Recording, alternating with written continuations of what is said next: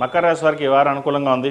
సప్తమాధిపతి చంద్రుడు ద్వితీయ, తృతీయ, చతుర్థ స్థానాల్లో సంచారం ఉంటుంది. ఈ వారం కుటుంబ పరంగా, స్థిర చరాస్తుల పరంగా, భూముల పరంగా వీరికి బాగుంటుంది.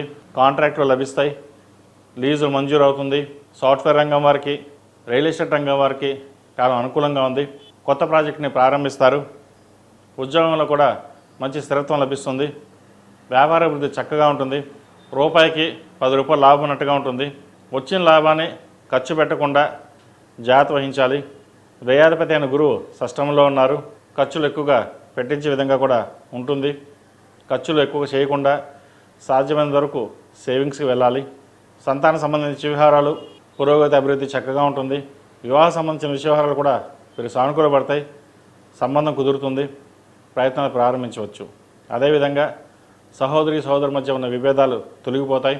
కోర్టు సంబంధించిన వ్యవహారాలు వీరికి సానుకూలపడుతుంది.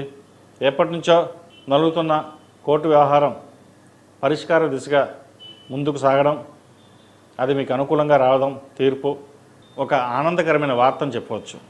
కోర్టు పరంగా ఎప్పటి నుంచి ఇబ్బందులు పడుతూ బయటికి రాలేమన్న వారికి కాస్త ఊరట కలుగుతుంది.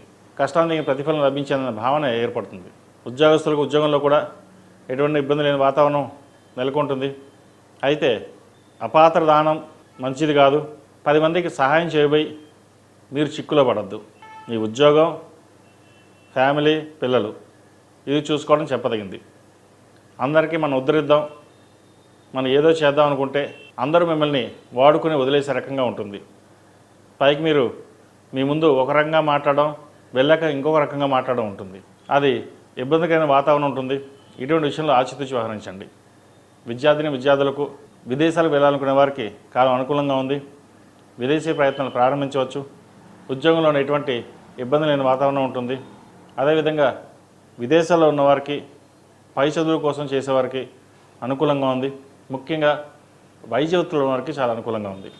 ఈ రాష్ట్రంలో నిర్మించిన స్త్రీలకు వ్యాపార పరంగా చాలా అనుకూలంగా ఉంది. ఉద్యోగరీత్యా కూడా ఎటువంటి ఇబ్బందులు ఏమి లేవు.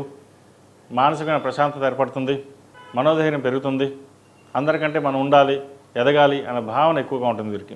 సంతానం సంబంధించిన విషయవహారాలు కూడా సానుకూలంగా ఉన్నాయి. ఎప్పటి నుంచో సంబంధం కోసం ఎదురుస్తున్న వారికి మంచి సంబంధం కుదురుతుంది. ఈ రాశిలో జన్మించిన వారికి కలిసి వచ్చే సంఖ్య 7, కలిసి వచ్చే రంగు గ్రే. ఏదైనా పని మీద బయటికి వెళ్ళినప్పుడు గురువారం కానీ శుక్రవారం కానీ వెళ్ళండి, మంచి ఫలితాలు ఉంటాయి. వీరికి పంచమాధిపతి, దశమాధిపతి అయిన శుక్రుడు అష్టంలో ఉన్నారు కేతువుతో కలిసి. ప్రయాణాల విషయంలో కొన్ని జాగ్రత్తలు తీసుకోవడం చెప్పదగినది. దూర ప్రాంత ప్రయాణాలు అవసరమైతే తప్ప చేయకుండా ఉండడం చెప్పదగిన సూచన.